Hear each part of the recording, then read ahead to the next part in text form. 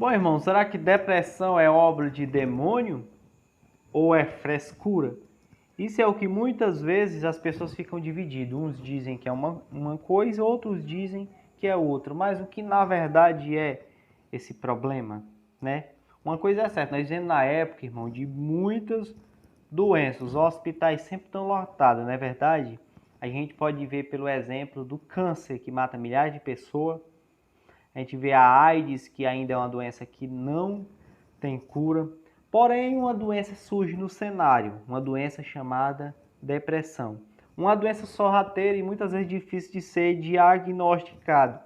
E muitas vezes, irmãos, a falta de cuidado e por ser prevenir tarde demais, acaba agravando muito esta doença e levando a pessoa até a óbito. Seria depressão, possessão demoníaca, né? Uma certa feita, um irmão chegou para mim dizendo que sim, né? Ele disse que depressão era obra de demônio e necessitava de libertação. Muitos cristãos neopentecostais dizem tudo isso, né? Que depressão é obra de demônio. É por isso que muitos fazem cultos de libertação. Os cultos de libertações, né? É sempre visando curar e libertar as pessoas de algumas doenças, e isso inclui principalmente também a depressão, né? E muitos dizem que a depressão é possessão demoníaca. Porém, irmãos, isso é uma desinformação total de tais crentes. Nós vivenciamos numa época de crentes mais ignorantes biblicamente, onde muitas vezes as consequências são tão grandes, irmãos, de cristãos que muitas vezes não têm um conhecimento, não têm sabedoria vinda de Deus para lidar com determinados problemas.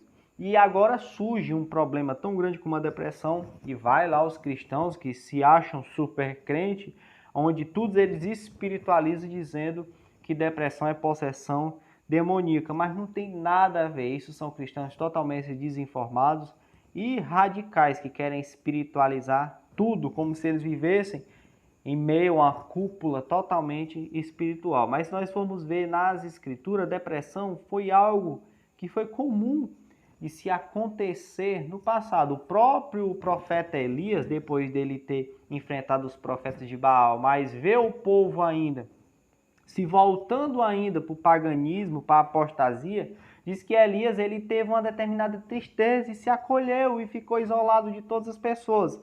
E muitos dizem, e eu também acredito assim, que Elias ele teve um nível de depressão naquele momento. Se não lembrar de Jesus, que vai dizer lá em Mateus 26, 38, a minha alma está profundamente triste até a morte, ficar aqui e vigiar comigo. Ou seja, Jesus ele mostrou como sendo homem naquele momento um pouco de depressão, né? Se não lembrar do famoso príncipe dos pregadores chamado Charles Spurgeon, há um livro chamado A Depressão de Spurgeon, que eu quero muito ler esse livro por completo. Diz que Spurgeon teve um período de depressão, diz que é uma depressão tão ferrenha que o pegou, que diz que teve certas feitas que os diáconos tiveram que levá-lo para o púlpito para pregar. Então, o que nós temos que entender, irmãos, que depressão não é possessão demoníaca. Depressão é apenas uma doença. Interessante que nós adoecemos de várias partes. Você adoece do seu estômago, você pode adoecer das suas pernas, do seu joelho.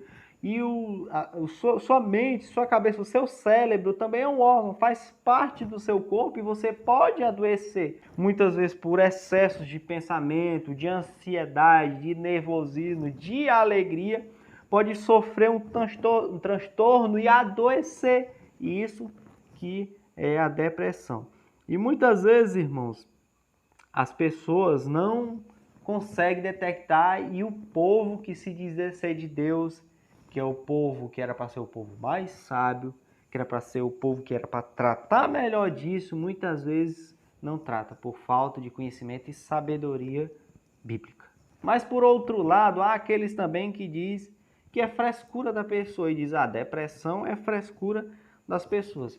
Porém, irmão, nós temos que ver que cada pessoa é diferente. Há pessoas que têm traumas diferentes do nosso e que muitas vezes nós nem sabemos dos traumas.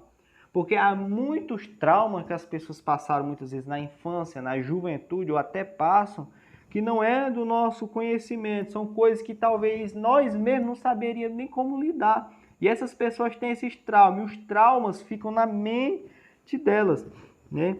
Porque a partir do momento, irmãos, que você diz que aquilo é frescura da pessoa, automaticamente você está causando mais mal a ela. Automaticamente ela vai se sentir mais mal, você pode piorar o processo de depressão daquela pessoa, ela pode ficar mais doente ainda. Quantos irmãos maltratam irmãos que têm transtorno depressivo dizendo isso, né?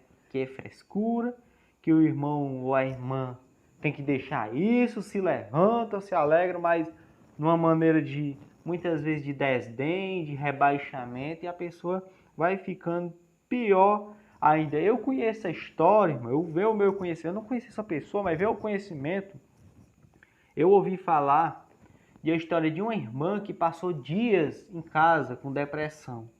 Com depressão, e os irmãos sempre chamando para o culto. Ah, irmão, irmã, você tem que ir para o culto, você tem que ter fé para ir para o culto. E no dia que ela decidiu ir para o culto, quando chegou lá, o que aconteceu? O pregador começou a desabafar, sabe? Um desabafo para aquela irmã, falando de fé. Ah, os irmãos que estão em casa, só estão um desabafo para aquela irmã. Aquela irmã voltou do culto pior. Sabe o que aconteceu? Ela piorou num nível tão alto, tão avançado da sua depressão, que ela morreu.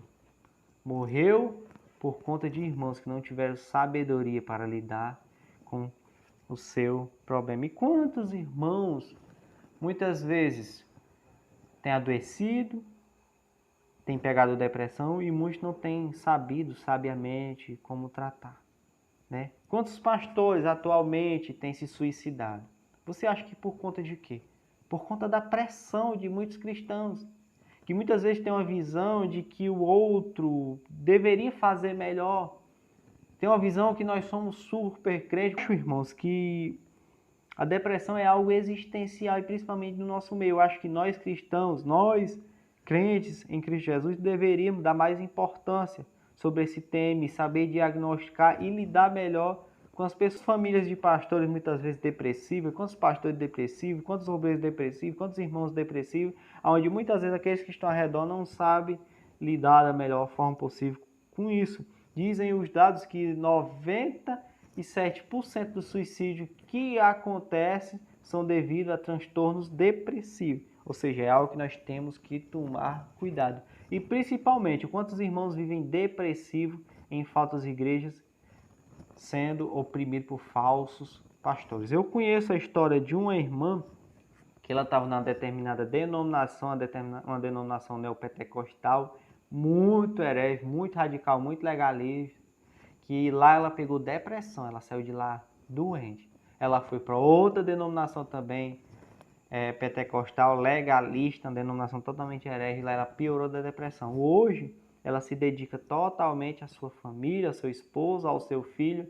E hoje essa irmã, por mais que não está frequentando a denominação de hoje, ela tem uma aparência feliz.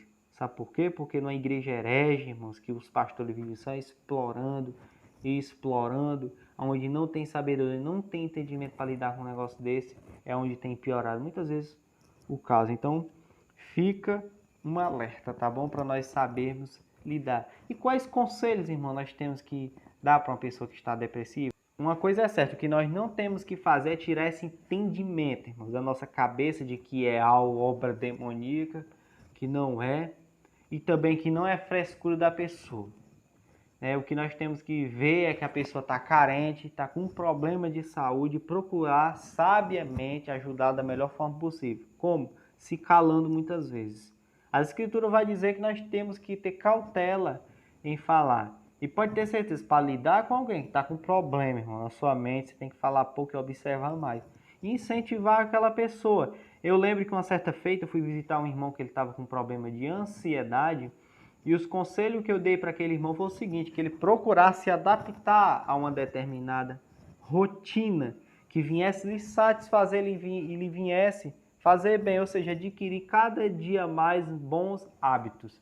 Hábitos de exercícios, isso é muito importante, irmãos, praticar exercícios exercícios. Sempre uma pessoa depressiva, ela vai ter a tendência de engordar, de ingerir comidas calóricas, e com isso vai piorando sua maneira de dormir, vai piorando muitas vezes a sua respiração, e a pessoa fazer exercício, isso vai liberar hormônios que vai combater a ansiedade e também melhorar a sua alimentação, começar a ingerir verduras, começar a ingerir frutas, substituir muitas vezes comidas pesadas, como massas, frituras, por tais alimentos, que isso vai melhorar muito, muito mesmo. E procurar se amar, irmãos, e se preocupar consigo mesmo. Então, que eu espero que eu tenha ajudado você a ajudar pessoas, tá? Através do conhecimento disso, tirar esses mitos de que é possessão demoníaca, que é besteira, e assim que você venha, é você que talvez está com esse problema de saúde, aderir a esses últimos conselhos aqui, para que assim você venha a sair desse estado, tá bom? Que Deus em Cristo vos abençoe em nome de Jesus. Amém.